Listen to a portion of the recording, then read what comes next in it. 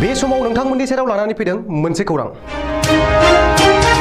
बिटिआरनि सायाव पिआइएल होनायनि दायाव बर' थुनलाइ आफादनि लेङाइ आफादगिरि डक्टर दिननाथ बसुमतारीखौ बोख्लायदों।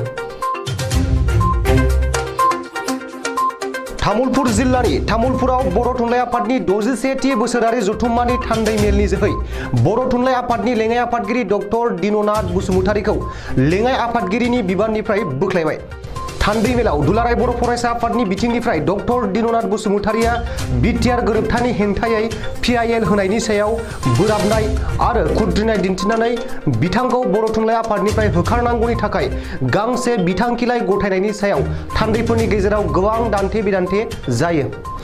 मुंख'नो गोनांदि हर गेजेर बुब्लिहालागै जथुमनाय थान्दै मेल दैदेननाय बर' थुनलाइ आफादनि आफादगिरि थरेन बर'आ थान्दैमोननि दान्थे बिदान्थे लायनायखौ बिथा लानानै डक्टर दिननाथ बसुमतारीखौ बर' थुनलाइ आफादनि लेङाइ आफादगिरिनिफ्राय बोख्लायनाय जायो होननानै फोसावो। बे बिथिङाव बे खौरां लिरनाय समसिम बर' थुनलाइ आफादनि लेङाइ आफादगिरि बिबाननिफ्राय बोख्लाय जानाय डक्टर दिननाथ बसुमतारीनिफ्राय जेबो फिनजाथाय मोननाय जाथ'वाखै। बबेखानि जोबथि समाव बर' थुनलाइ आफादनि आफादगिरि थरेन बर'आ डक्टर दिननाथ बसुमतारीखौ आफादनि लेङाइ आफादगिरिनि बिबाननिफ्राय बोख्लायबाय होननानै फोसावदोंब्लाबो आफादनि गुदि सोद्रोमाया थागोन होननानैबो फोसावो होननानै सुलुङाव फोरमायो।